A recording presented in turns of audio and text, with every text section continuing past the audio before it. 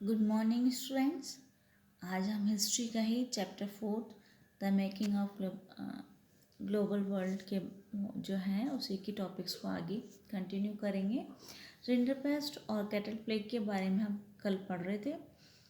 कल हमने देखा था इसमें कि किस तरीके से जो है अफ्रीका में जो वर्कर्स है उनको जो है काम करना नहीं पड़ता था, क्योंकि उनके पास सफिशेंट सब कुछ चीज़ें थी। तो हार्डली बहुत कम लोग होते थे जो कि पैसे कमाने के लिए वर्क करते थे।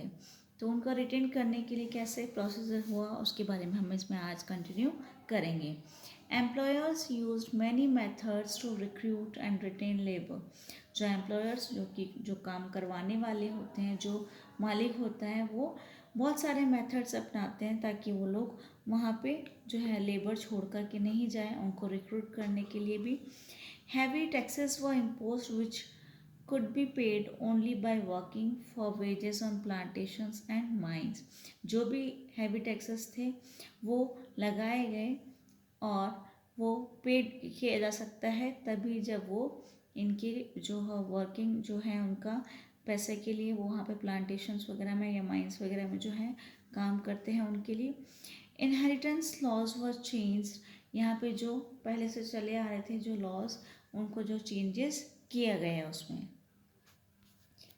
Peasants were displaced from land. अब जो वहाँ पे ज़मीन थी वहाँ से उनको जो भी पीजेंट्स वगैरह थे उनको हटा दिया गया था दूसरी जगह शिफ्ट करने के लिए। Only one member of a family was allowed to inherit land, as a result of which the others were pushed into the labour market. अब क्या है कि जितने भी लोग फैमिली के वो सब लोग उसको जो है यूटिलाइज नहीं कर रही हैं उस लैंड को। केवल एक ही व्यक्ति को है जो उसको है इजाज़त है उस सब चीज़ को रखने के लिए, ज़मीन को, ठीक है, उस लैंड पे अधिकार के रूप में उसको एक जने को रखा जाएगा, वही वहाँ पे काम कर सकता है। बाकी सबको काम करने के लिए लेबर के रूप में मार्केट में भेजा जाएगा ज़बरदस्ती जो है। Mine workers were also confined in compounds and not allowed to move about freely. जो माइंस में जो काम करने वाले जो वर्कर्स होते हैं वो सिर्फ जो वो कंपाउंड जो एरिया है उसी में ही रहेंगे, उनको जो है फ्रीली घूमने का, कहीं भी जाने का, मूवमेंट करने का अधिकार नहीं था, उनको कोई जो है अलाउड नहीं था। देन केम रिंडरपेस्ट अ डिवास्टेटिंग कैटल डिजीज। अब यहाँ पे भी जो है ये बीमारी यहाँ आती है अफ्रीका में। कैसे फैलती है? Rinderpest arrive in Africa in the late 1880s में जो है ये यहाँ पे भी आ जाती है बीमारी। इट वॉज कैरिड बाय किसके द्वारा? Infected cattle imported from British Asia to feed the Italian soldiers. जो इटालियन सोल्जर्स थे उन लोगों के लिए जो है यहाँ पे इम्पोर्ट होता था मीट। तो उस इन्फेक्टेड कैटल की वजह से जो है यहाँ पे ये आया इन सोल्जर्स के पास। Invading Eritrea in East Africa, जिसको वो जी आक्रमण करने के लिए थे वो soldiers. Entering Africa in the east, और वो यहाँ पे एंटर करते हैं। Rinderpest move west, west side में भी लाइक फर्स्ट फायर, यानी आग की तरह फैलने का मतलब यहाँ पे है। फर्स्ट फायर का मतलब यहाँ पे है कि वो तेज़ी से फैली ये बीमारी। Reaching Africa's Atlantic coast in 1892, it reach the cape Africa southernmost strip, यानी ईस्ट वेस्ट नॉर्थ साउथ जो सभी जगहों पे जो है सभी एरियाज़ में पहुंचने लगी बीमारी। 5 years लेटर, उसके बाद में 5 साल बाद जो है वहाँ भी पहुँच गई कैपें। Along the way rinderpest killed 90% of the cattle. अब 90% इनके कैटल जो है मर जाते हैं, उससे बहुत सारा नुकसान होता है। The loss of cattle destroyed African livelihoods. अब जिनका जिनका जितने भी जानवर थे वो उनके लिए जो कैटल थे वो डिस्ट्रॉय हुए, तो उसकी वजह से जो जीवन यापन करने का उनका साधन था अफ्रीकन लोगों का वो सब खत्म हो जाता है, उस पर असर पड़ता है। और mine owners and colonial governments now successfully monopolize what scarce cattle resources remain। अब जो है को जो भी कॉलोनियल गवर्नमेंट यहाँ पे थी और जो माइन ओनर्स थे जिनके पास माइंस के मालिक हैं वो लोग, उन लोगों ने जो है अपनी नीतियाँ अपनाने लगी कि यहाँ पे अब यहाँ पे कमी हो जाएगी इन कैटल रिसोर्स की, and to strengthen their power and to force Africans into the labor market। अब क्या है कि अब ये लोग काम करने के लिए आएंगे और यहाँ पे मार्केट में जो है इन अफ्रीकन लोगों को काम करने के लिए भेजा जा सकता है, क्योंकि उनके पास तो कुछ रिसोर्स रहे ही नहीं, ठीक है। तो वो लोग ज़रूर काम करने के लिए आएंगे, इसलिए उनको मजबूर होके आना ही पड़ेगा। तो ऐसा उन लोगों ने फोर्स करा, इससे उनको पावर मिली। Control over the scarce resources of cattle enabled European colonies to conquer and subdue Africa. ये जो कारण था कि जो कंट्रोल करा उन्होंने, जहाँ पे कमी हो रही थी इनके कैटल्स की, ठीक है, इनके कैटल की जो कमी हो गई उसकी वजह से जो है यूरोपियन कॉलोनाइजर्स जो है उन लोगों को जीत हासिल करने में और अफ्रीका पे जो है अपना काबू पाने का जो अधिकार मिल गया और वही फ़ायदा उन लोगों ने उठाया। Similar stories can be told about the impact of western conquest on other parts of the 19th century world. ऐसी ही स्टोरीज जो है आपको और जो वेस्टर्न कॉन्क्वेस्ट जो उन लोगों ने करे हैं, ये कॉलोनाइजर्स जो होते हैं, जो उपनिवेशी होते हैं, जो कि उपनिवेश बनाते हैं और दूसरे कंट्रीज़ पे अपना अधिकार कर लेते हैं, वो कॉलोनाइज बना करके उस पर अधिकार करते हैं। वैसा ही हम लोग हमारे इंडिया के कंसर्न में यहाँ पे पढ़ेंगे कि किस तरीके से हमारे यहाँ पे भी जो है माइग्रेशन शुरू हुआ। नेक्स्ट है आपके indentured labour migration from India. हमारे यहाँ से भी जो है वर्कर्स को है फोर्सफुली बाध्यता के रूप में या ज़बरदस्ती बंधुआ मजदूर, इंडेंचर्ड लेबर्स के मतलब यहाँ पे बंधुआ मजदूर से है, उनको जो है फ्रीडम नहीं होती। तो यहाँ से भी जो है बंधुआ मजदूर जो है या इंडेंचर्ड जो लेबर है वो माइग्रेट करते हैं हमारे इंडिया से, उसके बारे में हम इसमें पढ़ेंगे। Clear? The example of indentured labor migration from India also illustrates the two-sided nature of the 19th century world. ये दो पहलू आपको बताते हैं 19th century world के बारे में। It was a world of faster economic growth as well as a great misery, higher incomes for some and poverty for others. ये दो पहलू इस तरीके से कि जैसे आपकी जितनी ज़्यादा इकोनॉमिकल ग्रोथ हो रही थी उसकी वजह से प्रॉब्लम्स भी आपके आ रही थी। हायर इनकम हो रही है कुछ लोगों की और किसी के पास नहीं है, तो यहाँ गरीब और अमीर जो है उसमें गैप हो रहा है, ये भी डिफरेंस आ रहा है यहाँ पे। Technological advances in some areas and new forms of Persian in others. अब कहीं पे तो आपके जो है टेक्नोलॉजी का फ़ायदा हो रहा है, एडवांसमेंट हो रहा है, नई जो टेक्नोलॉजी आ रही है उसका फ़ायदा उन लोगों को जो है आनंद लेने में आ रहा है, यानी कुछ लोग तो उससे पिछड़े हुए रह रहे हैं और कुछ लोग उसका आनंद उठा रहे हैं। In the 19th century, hundreds of thousands of Indian and Chinese laborers went to work on plantations, in mines and in road and railway construction projects around the world. हज़ारों लोग जो हैं यहाँ पे इंडिया से और चाइना से जो है लेबर्स जो है मजदूर वर्क करने के लिए जाते हैं ऑल ओवर द वर्ल्ड, ठीक है, अराउंड द वर्ल्ड। कहाँ जाते हैं? यहाँ पे वर्ल्ड में अलग अलग जगहों पे, और क्या काम करते हैं? प्लांटेशन वर्कर्स के रूप में या माइंस में या रोड और रेलवे के कंस्ट्रक्शन प्रोजेक्ट्स के रूप में काम करने के लिए एज अ वर्कर। तो ये लोग एक जगह से दूसरी जगह माइग्रेट करते हैं काम की तलाश में और ये सारे काम करते हैं। Clear? In India indentured labourers व hired under contracts which promised return travel to India after they had worked 5 years on their employers' plantations. अब plantations उसमें देखें तो जो एम्प्लॉयर है, जो मालिक है, जो लेकर के जाएगा इनको, तो यहाँ पे कंडीशन ये थी, यहाँ पे इंडिया से जो भी बंधुआ मजदूर जाते थे वो हायर होकर के जाते थे, उनको खरीदा जाता था। इस कॉन्ट्रैक्ट पे साइन होते थे उन लोगों की, वो प्रॉमिस करते थे कि वो रिटर्न तभी हो सकते हैं वापस इंडिया जब वो वहाँ पे 5 साल वहाँ पे एम्प्लॉयर के अंडर में काम कर लें। तो ये डिफ़िकल्टी वाला काम था कि उनको 5 साल तक जो वापस इंडिया नहीं आ सकते, तो ये प्रॉमिस उनको जो है कॉन्ट्रैक्ट के रूप में उनको साइन करना होता था। इस तरीके से प्लांटेशन वर्कर्स जो थे उन लोग, तो इस तरीके से ये जो है एक बंधुआ मजदूर के रूप में कि आप बन चुके हैं उनके रूप में और आपको जो वहाँ पे काम करना ही पड़ेगा, और वो भी 5 ईयर्स के पहले आप वापस इंडिया नहीं आ सकते। Most Indian indentured workers came from the present day regions of eastern UP, Bihar. Present day जो रीजन्स हैं आपके उसमें आपके यहाँ से आपके वर्कर्स जाते थे बंधुआ मजदूर के रूप में, जैसे यूपी के, बिहार के, सेंट्रल इंडिया के and the dry districts of Tamil Nadu. तो यहाँ के लोग जो है यहाँ से जो है जाते थे दूसरे देशों में काम करने के लिए।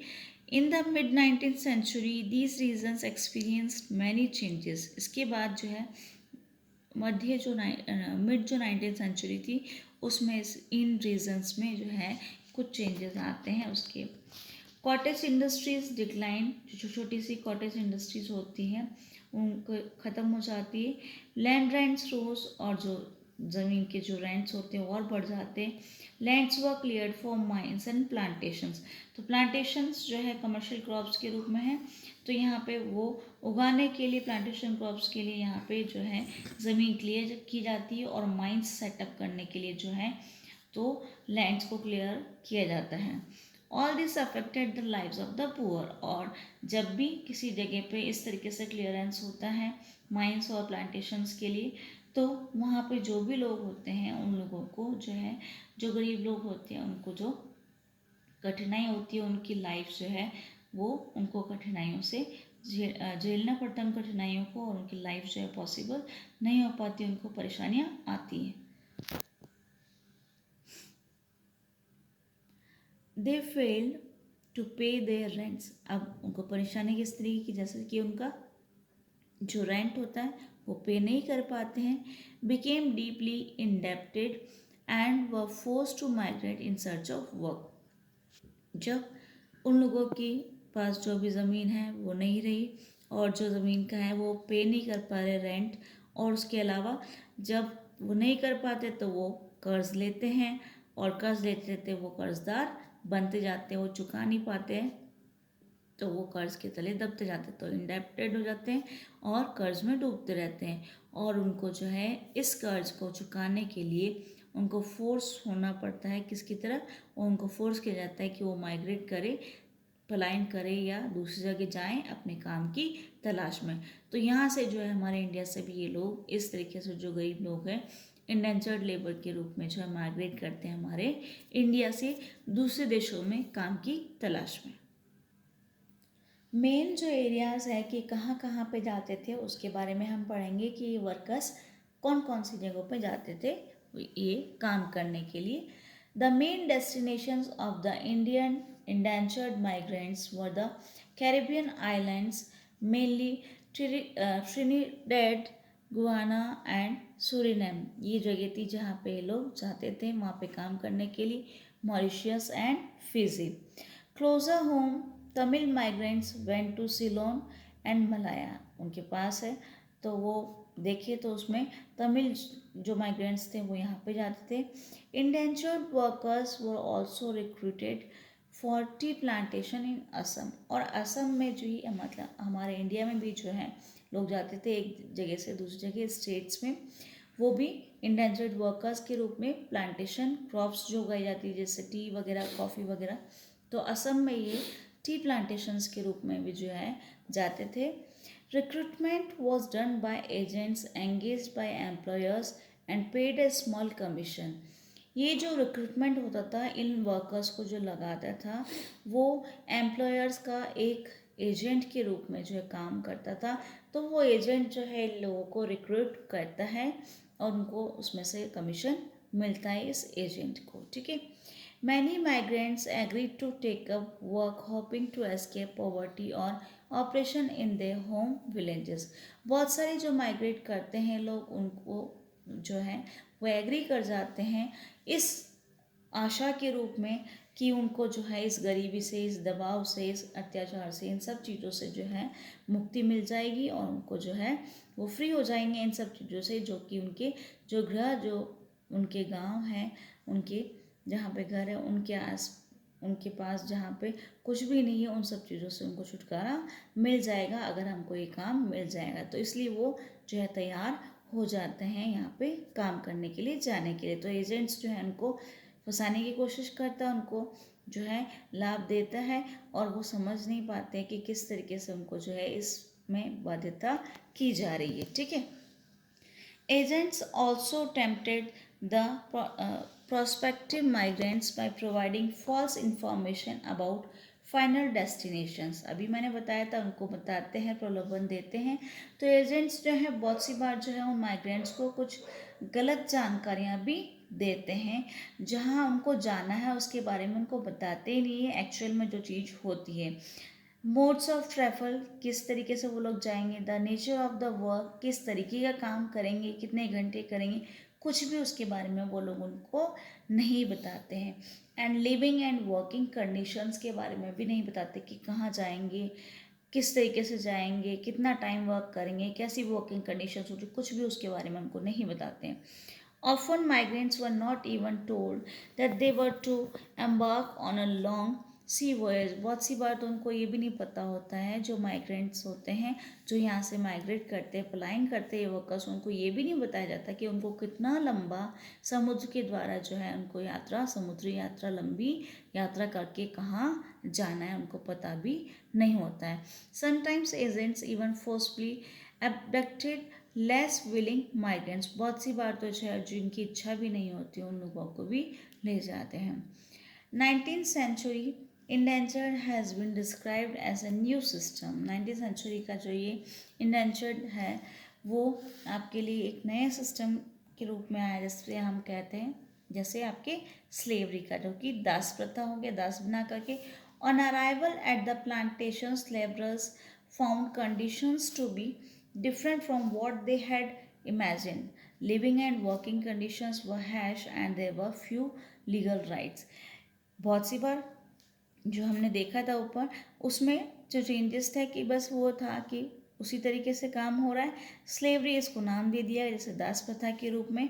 जब वो लोग प्लांटेशन वर्कर्स के रूप में जहाँ पहुँचते हैं ये लेबर्स, उनकी कंडीशंस जो होती है बहुत डिफरेंट होती है, जो उन्होंने इमेजिन करी होती है। जैसा वो सोचते हैं कि ऐसा कंडीशन अच्छी होगी, सब कुछ अच्छा होगा, हमको पैसा भी मिलेगा, लेकिन ऐसा कुछ भी नहीं होता है। एक्चुअल में वो कंडीशन जो इमेजिन करते हैं वो लोग, वैसा कुछ नहीं होता है। जो सोचते हैं वो वैसा कुछ भी नहीं होता है।